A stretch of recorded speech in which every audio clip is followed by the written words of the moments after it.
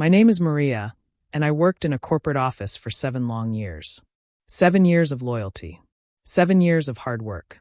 7 years of believing that one day, my dedication would finally be rewarded. But I learned the hard way that the corporate world doesn't work on fairness. It works on power, favoritism, and manipulation. I was the kind of employee every company says they want. I stayed late almost every night. I skipped family dinners to finish reports. I came in early whenever a client needed something at the last minute. When my coworkers made mistakes, I quietly fixed them so no one would get in trouble. I wasn't just doing my own work. I was doing the work of 2 or 3 people, without complaint. And yet, despite all that, my boss Imran never once appreciated me. Instead, he acted like everything I did was part of his brilliance. Whenever I had an idea, I was careful to put it in writing, with detailed notes and data to back it up. I thought being professional and thorough would impress him. But almost every time, he would say things like, "This is too complicated, Maria. Clients won't understand it. You're overthinking again. Keep it simple." And then 2 weeks later, I would sit in a board meeting and hear him present the exact same idea, slightly rephrased, as if it had just popped into his genius brain. The directors would nod, smile, and say, "Brilliant, Imran. That's the kind of innovative thinking we need." And I would just sit there, smiling politely, swallowing my anger. At first, I told myself, this is normal. Maybe this is how managers operate. Maybe one day someone will notice the truth. But no one ever did. Every year, I hoped for a promotion. Every year, I watched Imran make excuses. "Maria, your work is solid, but you still need to show more leadership. Maria, you're great at details, but management requires vision. Maria, just wait another year. Your time will come." I believed him. I believed that loyalty mattered. I believed that if I just worked harder, stayed later, smiled more, my time would come. It never did. What made it worse was how Imran treated others.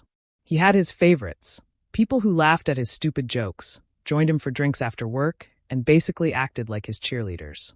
These people didn't work half as hard as I did, but somehow they always got special treatment. Flexible hours. Easier projects. Praise in meetings. I wasn't one of them.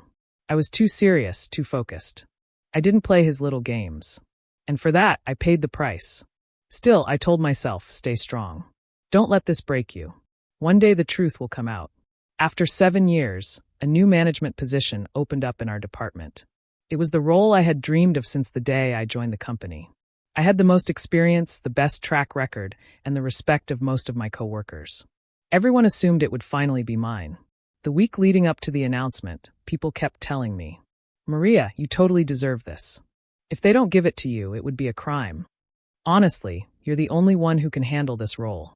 I started to believe them. For the first time in years, I allowed myself to feel excited. On the day of the announcement, I wore my best suit. I even woke up an hour earlier than usual, carefully doing my makeup and hair. I wanted to look confident, professional, ready to step into the role I had earned. The entire department gathered in the meeting room. Imran walked in, holding a folder, smiling like he had just won the lottery. He stood at the front and said, "This is an important day for our team. We are about to announce the new manager who will lead us into the future." My heart was pounding. My palms were sweating. This was it. "And the new manager is," he paused for dramatic effect, "Arif." At first, I thought I had misheard him. "Arif," I whispered to myself. Yes, Arif. A guy who had joined the company only 6 months ago. He was inexperienced, clueless, and worst of all, he was Imran's personal friend from outside the office. They played golf together. They went out drinking together. And now, apparently, he was the perfect choice for manager. The room went silent for a few seconds. Everyone was shocked. A few people glanced at me, their eyes full of sympathy. But no one said anything. No one dared to question Imran's decision. I forced myself to clap, but my hands felt heavy. My chest felt tight, like someone was sitting on it. Arif walked up to shake Imran's hand, smiling proudly, as if he had actually earned this. In that moment, something inside me broke.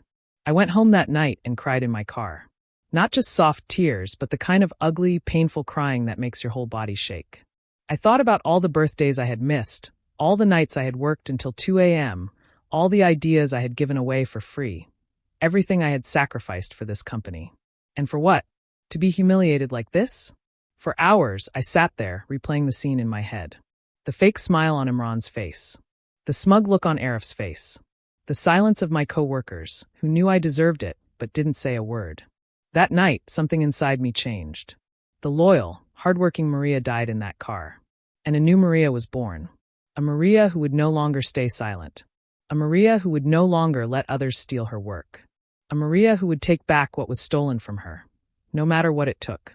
For the first time in my life, I wasn't afraid. I wasn't sad. I wasn't broken. I was angry. And I was ready. If hard work doesn't get recognized, maybe revenge. After that night in my car, I wasn't the same person anymore. The old Maria, the loyal worker who believed patience and kindness would eventually win, was gone. What remained was someone sharper, colder, and far more dangerous. For years, I had played by the rules. And for years, those rules had been used against me. But not anymore. The first step in my plan was simple. I had to act normal.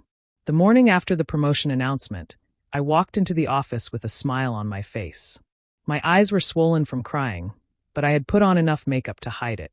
People looked at me nervously, waiting to see if I would explode or break down. Instead, I congratulated Arif, shook his hand, and said, "You'll do great in this role." Inside, I wanted to laugh at the absurdity of my own words. But the mask was important. If I showed even a trace of anger, Imran would know I wasn't done. He would watch me. He would guard himself. So I played the game. For weeks, I acted like nothing had changed. I came in early, I stayed late, I helped Arif settle into his new role. He even asked me to explain basic things about the department that he didn't understand. And I did, calmly, patiently, like a good little assistant manager. What no one knew was that while I was helping him, I was also watching, listening, and collecting. Arif was incompetent.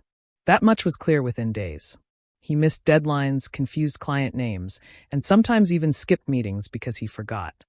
Whenever he messed up, Imran would cover for him, blaming the rest of us instead. "Maria, why didn't you double-check this report for Arif? Maria, you should have guided him better. Maria, you need to stop letting small details slip." It was laughable. I was basically doing Arif's work in my own, but still, somehow, it was always my fault. At first, I thought this would make me snap. But then I realized it was perfect. The more mistakes they made, the easier it would be to bring them down. I started keeping records. Every email, every mistake, every shady financial report that passed my desk, I saved it. Not on the company servers, of course. I used my own encrypted storage at home. Whenever Imran ordered me to adjust numbers in a report or polish a client file to make results look better, I documented everything. He had been doing this for years, but I had never thought of saving proof. Now I saved it all. I even started forwarding myself harmless-looking emails that had hidden attachments, spreadsheets, invoices, contracts. They looked normal to an outsider, but when you compared them side by side, you could see the irregularities. Overbilling, fake vendor accounts, inflated results. The deeper I dug, the darker it got. Imran wasn't just stealing credit for ideas. He was cooking the books. Some nights I lay awake, staring at the ceiling, my mind racing. I thought about what would happen if I got caught. Imran was powerful in the company, and I was just an assistant manager. If he found out what I was doing, he could fire me, blacklist me in the industry, maybe even ruin my career. But then I would remember the humiliation of that promotion day. The smug look on Arif's face. The sound of my own weak claps echoing in that meeting room. That memory was enough to push the fear away. Every time I felt doubt, I whispered to myself, "He stole years of my life. He stole my work. He stole my future. Now I will steal his." One evening, while sorting through archived files, I found something interesting. A set of invoices paid to a consulting firm that didn't exist. I Googled the name. No website, no office address, nothing. It was fake. And guess who had approved the payments? Imran. It didn't take me long to figure out what was happening.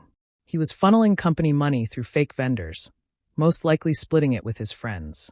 That was the smoking gun I needed.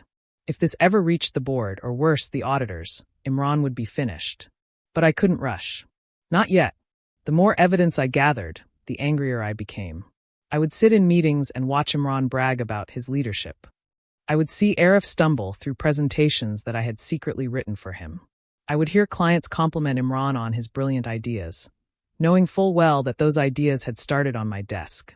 It burned me from the inside. But instead of lashing out, I smiled, nodded, and acted like the obedient little employee.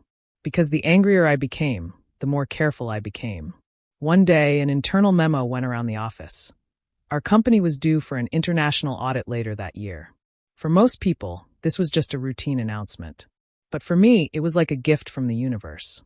If I timed everything perfectly, the auditors would be the ones to bring Imran down. Not me. All I had to do was prepare the evidence and deliver it to the right hands at the right moment. It would look like justice had simply caught up with him, and I would be completely invisible in the process. That night, I sat at my kitchen table, staring at the pile of documents and flash drives I had collected. This was dangerous. This could backfire. But it was also the most alive I had felt in years. I whispered to myself, this is it. This is how it ends for him. I made my decision. I would wait for the audit.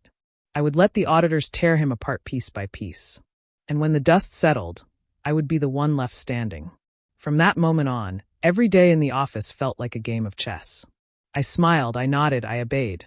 But inside, I was already planning his downfall. Imran had no idea. Arif had no idea. No one had any idea. But the day of reckoning was coming. And I was the one bringing it.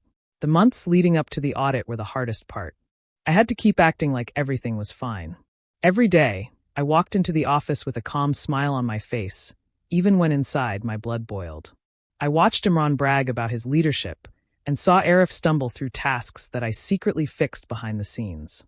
It was exhausting, humiliating, and infuriating, but it was also necessary.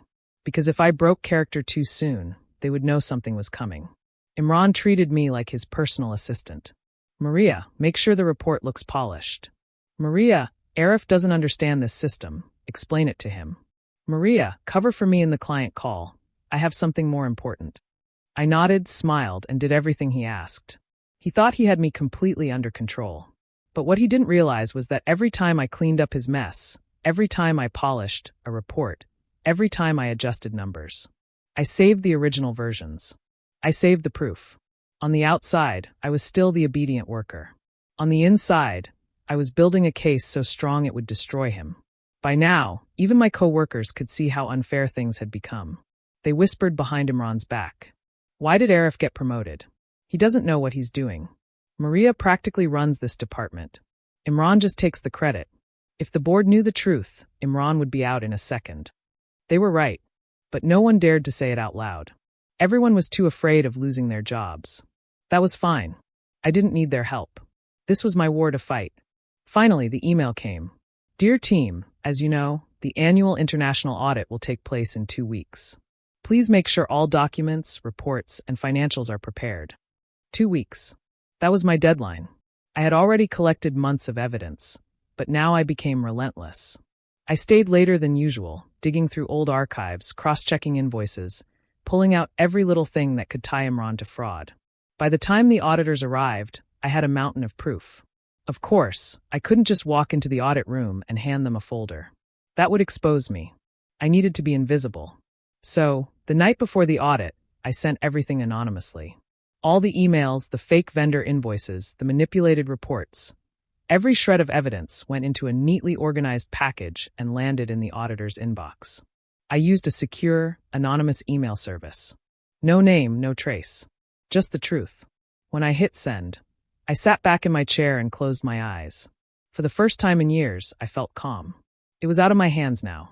The truth was about to come crashing down on Imran, and he didn't even know it. The morning of the audit, the atmosphere in the office was tense. Everyone was nervous, straightening their desks, reviewing files, pretending everything was perfect. Imran walked in like a king. He wore his best suit and a smug smile. Relax, everyone, he said. We're going to impress the auditors. This will be the smoothest audit they've ever seen. I almost laughed. If only he knew what was waiting for him. The auditors arrived mid-morning. 2 men and 1 woman, dressed sharply, carrying laptops and files. They greeted us politely, but their eyes were sharp, scanning everything. Imran welcomed them with fake charm. We're so glad to have you here. Our department is one of the strongest in the company, and I'm sure you'll be impressed with our results. Arif sat beside him, nodding eagerly like a loyal puppy. I sat quietly at the table, pretending to take notes. Inside, my heart was racing. At first, the audit seemed normal. The auditors asked for standard reports, cross-checked figures, asked basic questions. Imran answered confidently, showing off like he always did. But then things started to change. "Mr. Imran," one auditor said, looking at his laptop, "we noticed some irregularities in your vendor payments. Can you explain why several invoices were approved to a company that doesn't seem to exist?" Imran froze for half a second, then quickly recovered. "Oh, that must be a minor clerical error. I'll have my team double-check that." My heart skipped a beat. That was only the beginning. The auditors pressed on. "And what about these revenue reports?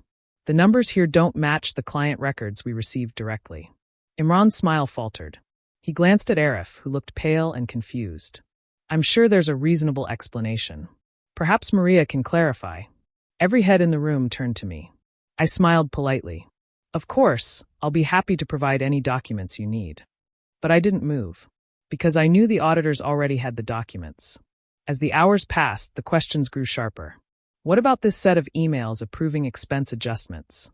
Why are there duplicate payments to the same vendor? Can you explain this sudden increase in reported revenue without matching contracts? Imran's face grew redder with each question. His confident smile turned into a stiff, nervous grin. Sweat beaded on his forehead. I sat there, calm and silent, taking notes as if none of this had anything to do with me. Inside, I was screaming with satisfaction. Years of humiliation, years of stolen credit, years of being invisible. Finally, the truth was cornering him. By late afternoon, the auditors had enough. They closed their laptops and looked at Imran seriously. "Mr. Imran," one of them said, "we have found multiple serious discrepancies in your reports. These cannot be explained away as clerical errors. We will be escalating our findings to the board immediately." Imran's face went pale. For the first time, he looked truly afraid. He tried to speak. "Wait, this must be a misunderstanding. My team, my assistant, maybe something was mishandled." But the auditors didn't care. They had the evidence, and I knew exactly where it came from. As the auditors left the room, the office was silent. Everyone stared at Imran, waiting for him to say something. He forced a smile, but his voice shook. "Don't worry, everyone. This is just a routine misunderstanding. We'll clear it up." But I could see it in his eyes. He knew. This was only the beginning of his downfall. And I was the one who had pulled the trigger. The day of the audit was only the beginning. I thought I'd feel satisfied watching Imran sweat under the auditor's questions. But the real satisfaction came in the days that followed. Because that's when his entire empire crumbled. 2 days after the audit, an emergency board meeting was scheduled. The entire department was buzzing with rumors. People whispered in the hallways, sneaking glances at Imran's office. He looked stressed. "Do you think something big is happening? I heard the auditors found fraud." "No way. If that's true, he's finished." I kept my head down, quietly working at my desk, pretending not to hear. Inside, my heart was racing. When Imran walked past my desk on his way to the boardroom, he didn't look like the confident boss I had known for years. His suit was wrinkled, his tie was loose, and his eyes were bloodshot. He gave me a tight smile, as if silently begging me for support. I just smiled back politely. An hour later, he came out of the boardroom looking like a ghost. The next morning, the official announcement came. Effective immediately, Imran has been suspended pending investigation into financial irregularities. Arif will serve as interim manager until further notice. The office exploded with gossip. Some people looked shocked, others secretly looked thrilled. For years, everyone had hated how Imran ran the department, but no one had ever dared to stand up to him. Now karma had finally arrived. Arif, of course, looked terrified. He had no idea how to run the department without Imran holding his hand. Within a week, deadlines were missed, clients were furious, and the board was breathing down his neck. I didn't lift a finger to help him. The auditors dug deeper, and the findings were worse than anyone expected. Fake vendors, stolen funds, manipulated results. Years of lies, all tied directly to Imran's signature. The board tried to keep things quiet, but word started leaking out. Soon, even people outside the company were talking about it. I watched it all unfold with a calm smile. I had spent years watching him steal my work, my recognition, my future. Now I was watching him lose everything. And the best part, no one suspected me. To everyone else, I was just the hardworking assistant manager who kept the department running while chaos unfolded. One evening, as I was packing up my desk, Imran appeared at my door. He looked exhausted, his face hollow, his once perfect hair a mess. "Maria," he said quietly, "can we talk?" I looked at him, pretending to be concerned. "Of course." He sat down, rubbed his temples, and sighed. You've been with me a long time. You know how hard this job is. I just need to know, do you think the board will fire me? I held his gaze. For years, I had wanted to tell him the truth, that I hated him, that he had ruined my life, that I was the reason he was falling apart. But instead, I simply said, I don't know, Imran. That's for the board to decide. He stared at me, searching my face for some kind of sympathy. But I gave him none. That was the last real conversation we ever had. 2 weeks later, it was official. Imran's employment has been terminated effective immediately due to serious misconduct. He wasn't just fired, he was blacklisted. No other company in the industry would touch him after the scandal. His reputation was destroyed. His career was over. As for Arif, he didn't last much longer either. Once Imran was gone, the board quickly realized that Arif was nothing but an empty suit. Within a month, he quietly resigned. Both of them were gone. Just like that. That left the department in chaos. Projects were unfinished, clients were threatening to leave, and morale was at an all-time low. And who had been keeping everything together during the storm? Me. When the board called me in for a meeting, I expected more questions about reports or procedures. Instead, they surprised me.